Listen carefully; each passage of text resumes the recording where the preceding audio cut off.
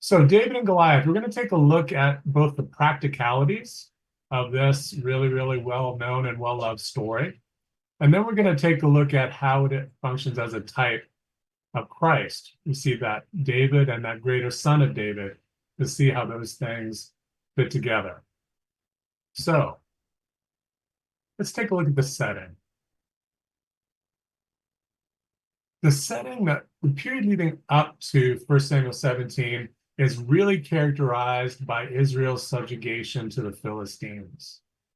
It's all about that. And who were the Philistines? Well, we know that the Philistines, from archaeological evidence, arrived from Crete. And the scripture defines that in a couple places, coming from Castor. And they arrived in what appears to be subsequent waves of immigration from Crete, beginning in Abraham's time and becoming more pronounced up until around David's time. It's important to understand that the Sea People, the Philistines, were a product of Mycenaean culture. And we know a lot about Mycenaean culture because it's the culture of two great epic poems in the Western literature canon, the Iliad and the Odyssey. So we know a lot about those kind of cultural values that the Philistines would have had. We know that at this time, the Philistines had a real technological and military advantage, including a monopoly on metalworking. It was such monopoly, and they were so oppressed that the Israelites couldn't even get their metal tools sharpened. And forget about having metal weapons, as we'll see. That's an important subtext to this whole story, is what are weapons, who needs weapons, and do we rely on weapons? So Saul is turning the tables on the Philistines a bit here. He's had a string of victories, and it seems like he was able, as part of those victories, to kind of equip some of the soldiers with swords and spears, with iron weapons. And the Philistines, of course, were not going to take that lying down. They decide to invade. And so the setting of this in the Valley of Elah is crucial. It's really at the invasion point. It's at a critical time, right before the enemy reaches the homeland of Israel. Let's look at this more detail. Okay, so I'm not going to attempt to use my pen here. Maybe I will. What's the worst that can happen? There we go.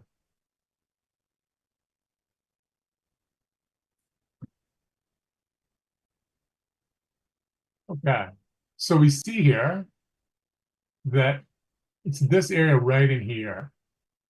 You see where Bethlehem is, see where Jerusalem is, we see where Gath is. And if you look at the inset, we see that the Valley of Elah is at a strategic point. And the story picks up right as this battle is at a stalemate. There's the valley, and on one side is the Philistine camp, on the other side is the Israelite camp. And this is kind of a last stand, because this valley really was a choke point that enabled the armies of Israel to stop the Philistines before they got into the homeland. Now, when we think of Goliath, we think of many things. If you're like me, I'm going to stop the pen there. If you're like me, the first thing you think of when you think of Goliath is, okay, I'm going to get stuck with that annotation for the rest of them. Let me turn that on. You see an eraser there, Sean, in your toolbar? Yeah, it's hard to see. Oh, there it is. Okay. Nice. I love learning about technology, especially when there's 35 people waiting for me to get my act together. So this is awesome. Thank you. So when we think of Goliath, we think of many things, but we think of him as a giant, first of all, and we think of his weapons as well. And with his weapons, and with the fact that he was a giant, he rolled together in one scary package incredible symbols of Israel's faithlessness. Because as we recall, the people of Israel had a real problem with giants, and they had a real problem with being at a disadvantage when it comes to weapons. It was such a problem for them that they didn't think that they could take the land of Canaan.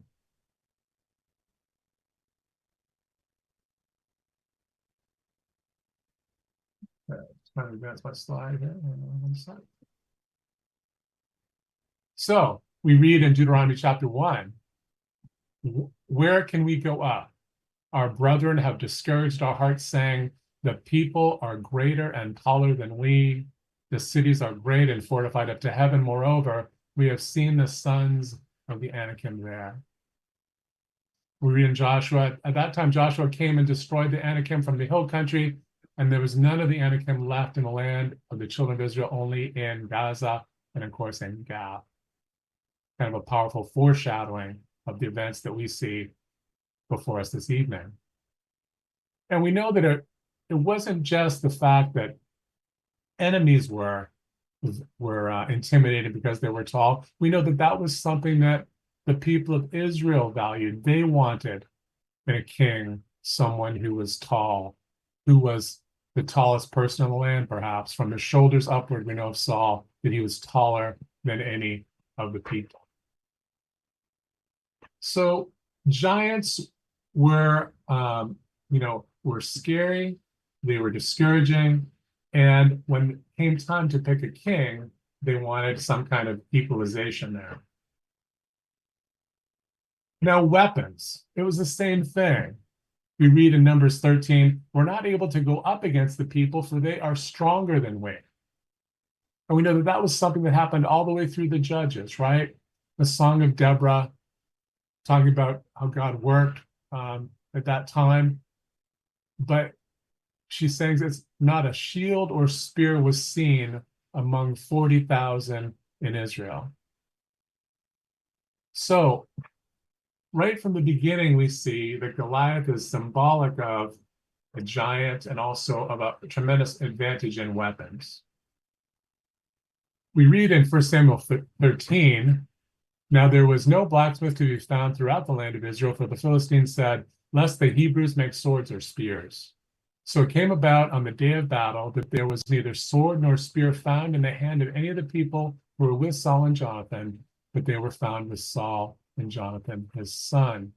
So at that time, before the record of victories outlined in 1 Samuel 15, it seems like swords and spears were so precious that it was confined to the king's household. And so this is kind of the subtext to the battle that we see between David and Goliath.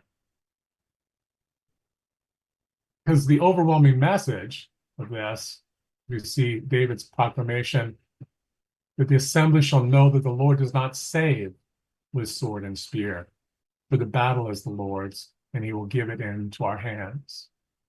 So if weapons are a big part of the subtext of this particular event, why do we have such detail about Goliath's weapons? We have incredible detail about his weapons.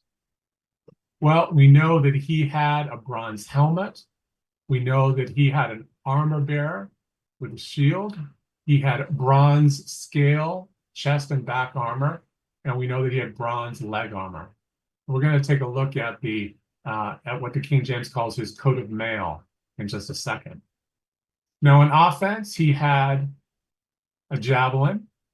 So the javelin would have been the throwing weapon. It would have been typically lighter. And then he would have had a spear with an iron head. And that iron head weighed 15 pounds. So we know a lot from archaeology, about how people of Mycenaean culture used a spear. And so what they typically did was, Steve, you didn't know I was going to have props. No, I know. I gotta see this, Sean. So anyway, so we know that the shield would be here and the spear would be up here. So it wasn't used two-handed, it was used in kind of a stabbing motion like this. And you can imagine the tremendous strength that Goliath had to have a spear point weigh 15 pounds and use it as a weapon of utility. So it gives us a strong and powerful example of just what a fearsome warrior Goliath was. And we have this record of the panoply of his weapons. So let's take a look at his coat of mail. So it wasn't really a coat of mail. It's a Hebrew word that means scales. It's not the word that's used to describe the similar aspect of Saul's armor in verse 38 of the chapter. Every other time this word is used, it describes the scales of a fish. Now, we know that the Philistines' primary god was Dagon, the fish god. And so here we see the symbology at work, that Goliath is representing the secular powers that are arrayed against Israel, and representing the false gods that are arrayed against Israel. But that word scale also describes something else.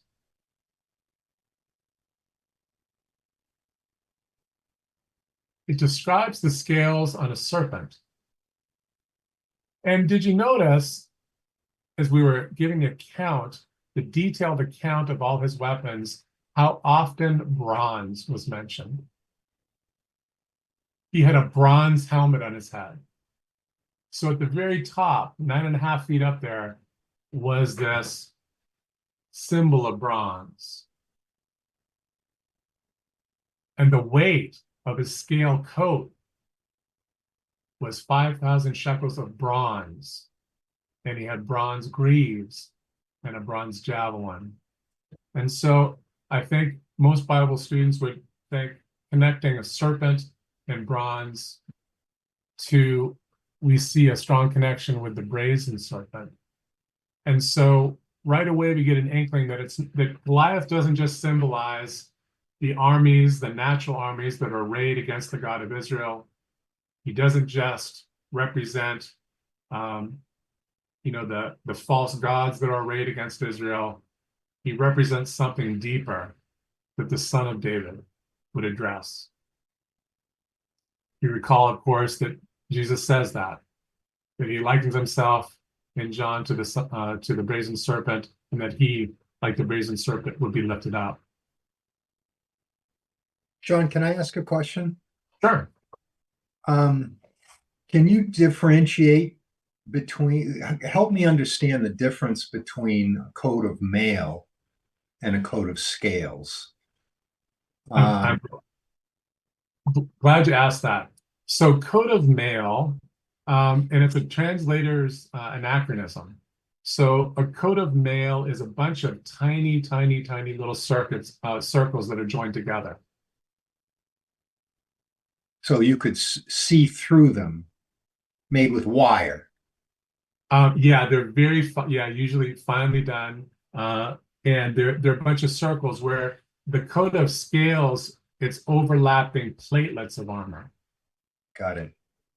Overlapping platelets that would move as the person moved. Got it. Yeah. And I think that picture really illustrated that pretty well. Yeah. Yeah, right here. Yeah. You have the scales. So Yeah. mail would be circles, and that is like a flat plate of armor. Got it. Thanks, Sean. Yeah. And we know that the kind of mail that we think of with medieval mail wasn't developed until quite a bit later. Gabe is saying that mail wasn't invented for another 1,000 years. Yeah. Yeah. Yeah. Absolutely. Thanks, Gabe. So let's take a step back here. Okay. Yep. Here we go. So we know that Mycenaean culture placed a high value on close, that is non-projectile. That is, we're going to do it hand to hand. I'm going to reach out and touch you in personal one-on-one combat. I'm not going to hit you with an arrow. I'm not going to hit you with a javelin. I'm not going to hit you with a sling. I'm going to engage you in one-on-one combat. This is really clear from the archaeological finds. Some archaeological finds actually in Israel about the Philistine community. We know from artistic depictions, and of course we know from the Greek poetry like the Iliad. So it's really, really, really important to recognize that when Goliath was standing up and saying, "Send someone down to fight me." That is exactly what was in keeping with his culture. Now it's interesting, we don't have that same ethos in the Israelite culture. The closest we get is in 2 Samuel chapter 2, where 12 people on each side are kind of sent out to kind of settle things. But we don't have that same sense of one-on-one combat in quite the same way. Okay. I was going to make a joke about how the 12 on 12, that's how Canadian football ended up with 12 players, but I won't make that joke. So Goliath has a challenge.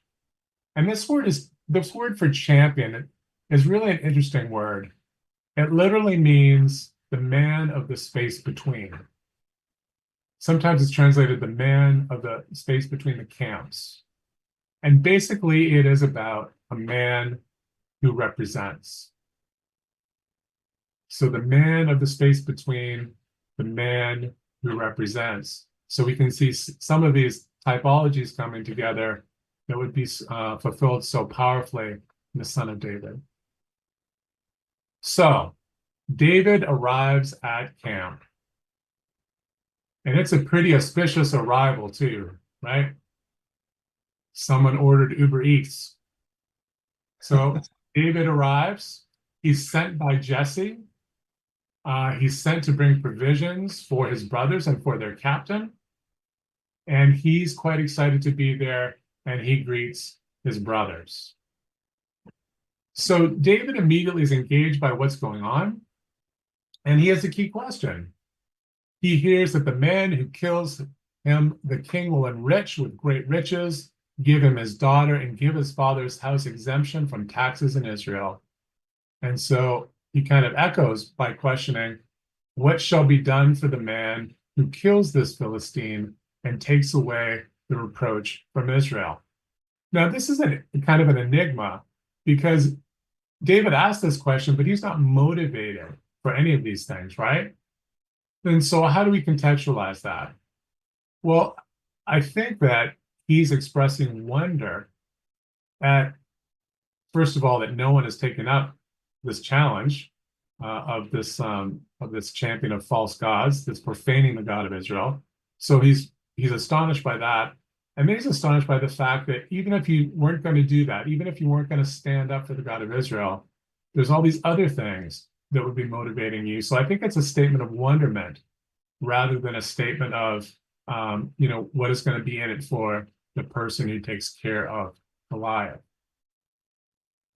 So he's persistent in this questioning, and in this desire to be the man who would be between the camps, the one who would represent Israel. But before he can do that, he runs in conflict with his brother, his oldest brother. And this is from the contemporary Jewish Bible. Eliab, his older brother, heard when David spoke to the men, and it made Eliab angry at him. He asked, "Why did you come down here? With whom did you leave those few sheep in the desert? I know how conceited you are and how wicked your heart is. You just came down to watch the fighting." David said, "What have I done now? I only asked a question." He turned away from him to someone else and asked the same question, and people gave him the same answer. So there's so much at play there, right? We can appreciate that David's older brother might be smarting from a few things. Might be smarting from the jealousy of being the eldest, but being passed over when Samuel came to anoint. We see the powerful topography of, or rather typology here, where the brothers are angry. We see that, that was fulfilled in a partial way, looking backwards at Joseph, and of course, looking forward to Jesus. We know from passages like John 7, where even his brothers did not believe in him, and they encouraged him to go up to Jerusalem, even though people sought his life. David seems nonplussed, though, by his brother being so cutting towards him. Basically, he ignores Eliab and continues to get more information about why people have not addressed this person who is profaning the God of Israel. So David makes such a stir that Saul calls for David. David said to Saul, "Let no man's heart fail because of him. Your servant will go and fight the Philistine." So the first thing that Saul objects to is training. So Saul really sees two issues with David. One, you're not trained, and two, you don't have the right weapons. So let's see how that evolves.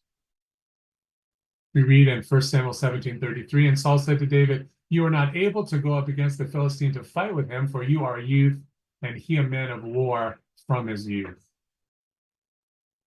And we see how David said, "No, this is a moment that I have been training for my whole life. I don't expect to be victorious being unprepared. I've trained, I've prepared. The Lord has been with me, but I've put in the hours." He says to Saul, "Your servant used to keep his father's sheep, and when a lion or bear came and took a lamb out of the flock, I went out after it and struck it and delivered the lamb from its mouth. And when it arose against me, I caught it by its beard and struck it and killed it. Your servant has killed both lion and bear, and this uncircumcised Philistine will be like one of them, seeing he has defied the armies of the living God." And David said, "The Lord who delivered me from the paw of the lion and from the paw of the bear, he will deliver me from the hand of this Philistine." So David, despite these miraculous feats, gives all glory to God. None does he take for himself. But he says, "I've trained, I've prepared, I'm ready, and God will keep me safe just as he has done in the past." And we know that this is something that David meditated upon his whole life, professional warrior that he was. He says in Psalm 144:1, "Blessed be the Lord my rock, who trains my hands for war and my fingers for battle." So David answers Saul's first objection. "I'm prepared, I'm ready, I've trained." So then Saul says, "Well, we have a weapons problem." Remember the whole context of the Philistines had a huge weapons advantage. We spent so much time focusing on Goliath's weapon, that incredible detail that we get of what his weapons were. So Saul thinks that giving David the king's armor is the solution. Now, we know that we're going to talk about in a second that David tries it on and says, "I haven't tried it, so I'm not going to use it." But David wasn't adverse to taking the armor if it had a more appropriate context. So we know that just a little bit later in the narrative, Jonathan gives David his armor and a sword. So it's not that David was objecting to getting armor. It was, he recognized that it wasn't the time or the place for that. So Saul clothed David with his armor, and he put a bronze helmet on his head, and he clothed him with a coat of mail. Again, that's a different word than used to describe Goliath's coat. So here is one of my pet peeves. How many of you picture this? No, none of you, because you're awesome Bible students. It makes zero sense that David would be trying on Saul's armor like it was, 4-year-old kid trying on dad's shoes. I don't know if you can remember, Kathy and I have been blessed with 2 boys and 2 girls. And when I get home from work, my oldest son, I can remember him being about 4, and I'd take off my big size 12 shoes, and he'd put his feet in them and kind of scuffle around. That isn't what was happening. So what can we infer from the narrative? Well, we can infer that David was obviously a pretty physically imposing guy. If Saul was physically imposing, David would have been pretty physically imposing. So the solution we see in David's next statement. He says, after he fastens the sword to the armor and tries to walk, he said, I cannot walk with these, for I have not tested them. So David took them off. Tested is an interesting word. It's usually translated as tried or tempted, throughout the Old Testament. A good example is in Psalm 26:2. Examine me, O Lord, and prove me. Try my reins and my heart. So it's the idea that he has not proved them. So he understands preparation and training. He's not going to use something that he hasn't proved. And he recognizes that he does not need them because he has the God of Israel. Now, what are David's weapons? He took his staff in his hand and he chose for himself 5 smooth stones from the brook and put them in a shepherd's bag in a pouch which he had, and his sling was in his hand. Now, it's interesting. The staff there, I'm just going to use my cursor. This crooked staff here is a staff like we think about in Psalm 23, thy rod and thy staff, they comfort me. But the word used here is really this, like a fighting stick, a quarterstaff. And that's what Goliath responds to. He says, am I a dog that you come to me with sticks? Now, it's very interesting because the stick, a long stick, is a very, very powerful weapon. We know that in medieval times, a peasant with a quarterstaff was an equal match for a knight with a sword, as long as the knight was not armored. If the knight was armored, the stick was rendered useless. But we know in unarmored situations, the stick was a powerful weapon. There's a famous samurai in medieval Japan named Miyamoto Musashi, who used a wooden stick, a bokken, and went up against swordsmen and beat them all. So David's using a fighting stick. It's a formidable one, but Goliath doesn't recognize it as such. Now, part 2. David chose for himself 5 smooth stones from the brook and put them in his shepherd's bag. Now, Malcolm Gladwell wrote a book about the story of David and Goliath, and he found that the Valley of Elah, in that area, the stones there are composed of barium sulfate, a mineral that makes them unusually dense. And there's some really cool videos and kind of forensic explanations that demonstrate that the rock, that the stone that David chose from the brook in the hands of a skilled slinger had the impact, the stopping power, roughly equivalent to a .45 caliber handgun, which is amazing. So let's talk about slings. I didn't really appreciate this. I thought, how hard is it to use a sling? Well, turns out pretty hard. I always just kind of imagined, yeah, I could pick up a sling in 6 months or so. I'd be pretty good. Probably not David quality, but I would be average in terms of slinging ability. Wow, that's wrong. Slingers were the most trained people in the ancient world when it came to warfare. And you know what? You couldn't pick it up as an adult. You had to have trained at it from a child. We read, the military scholar Eric Anderson writes, the main reason that slingers were only found among certain groups and fought as specialized corps in the ancient world was because the sling required a much higher level of intensive training than any other weapon. Even the bow with its point and shoot firing can be mastered over a matter of years at almost any age, while the sling had to be practiced from childhood to achieve an adequate level of proficiency. David had been training for this since he was a child.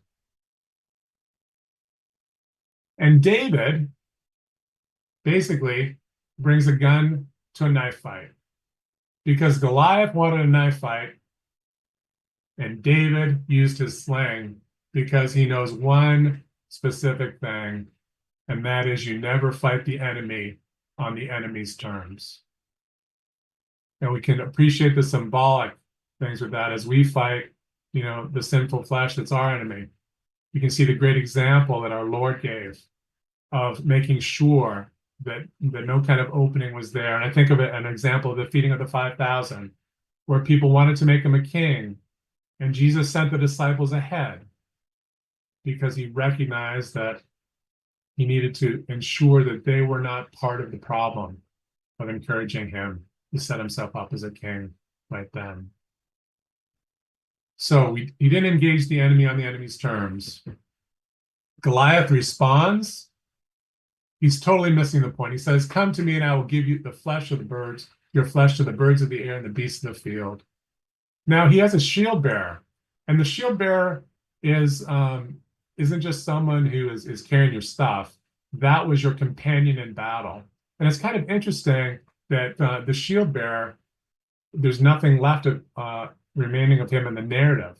So he apparently just took out, he headed for the hills when the first shot went home.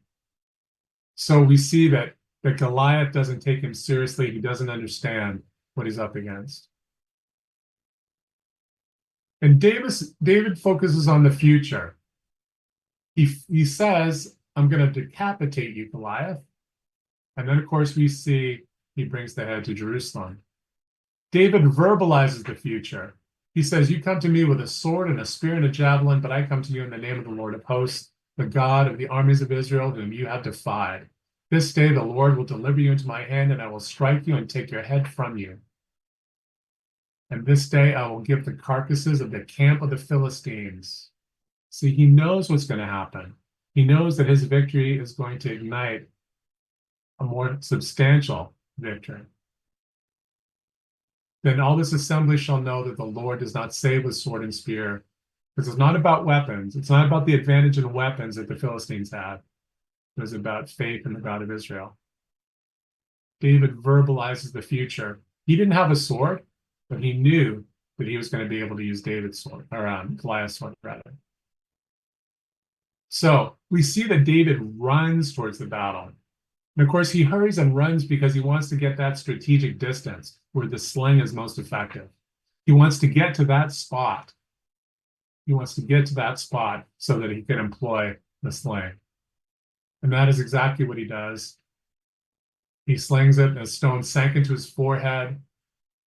The critical damage to the head fell to his face on the earth. And David takes his sword. And this is another example that we can picture that David was a pretty physically imposing guy. We know that later on he takes the sword with him when he's on the run from Saul. So he uses the sword. He's able to use the sword, even though it's a very, very big weapon. So he cuts off Goliath's head. So the aftermath, the Philistines flee, and Israel army pursues them back and plunders all their stuff. And then all of a sudden, David has his own tent. So he goes from being an errand boy in the span of a few hours to having his own tent in the camp. And significantly, he brings the head to Jerusalem. And people have suggested that this is perhaps the origin of Golgotha, or the place of the skull. Whether or not you can substantiate that, I guess, is an open question. But we do know this, that there's a reason why he did that, and he did that many years ahead of the fact that they had control over the city of Jerusalem. That doesn't happen until we read in 2 Samuel 5. So David looked to the future. He hoped in the future, and he trusted in the God of Israel that he would have a future. Psalm 9 suggests this. It has a superscription which kind of alludes to, depending on the translation, the death of the son or the death of the champion. One of the Targums reads, comes down on the side of the death of the champion, interpreting it as the death of the man who went between the camps. Thirdle, he suggests that it's not really about Psalm 9, but it connects to Psalm 8. And I would leave that to you for your study. So let's wrap up by seeing how these practicalities play out in the life of the son of David. Well, there were two warring nations in the key elements of this narrative. We see with David, that was Philistines and Israel. And we see with the son of David, sin versus righteousness. We know that this battle happened at a vitally important time before they could get into the heartland of Israel. And we know that Paul talks about in Romans 5 that the son of David came at the right time. We know that it was a vitally important place. We know that this battle occurred outside the camp. And we see, of course, the reference to the writer to the Hebrews of that son of David being outside the camp. The key element of there being two champions, Goliath versus David, and then with the son of David, of course, flesh versus Jesus, we read about in Hebrews.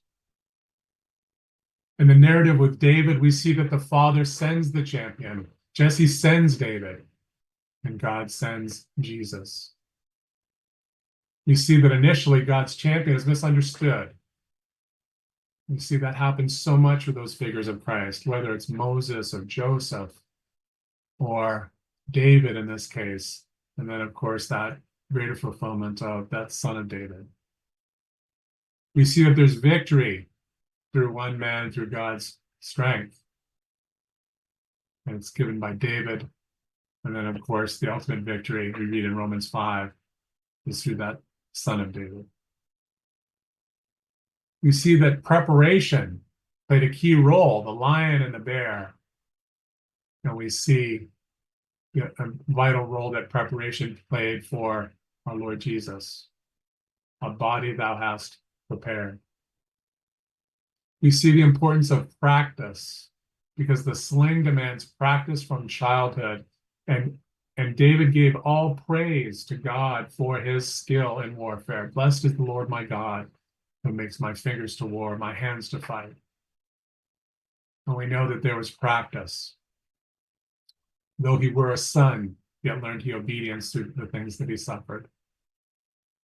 We know that tactics were a key rule. David didn't fight according to the enemy's rules.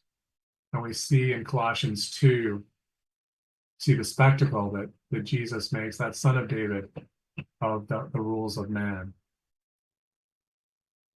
We see the weapons, the key part of the narrative.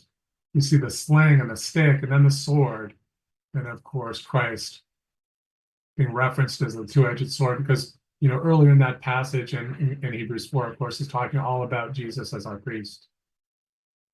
We see another key element, that the giant is destroyed at his highest point,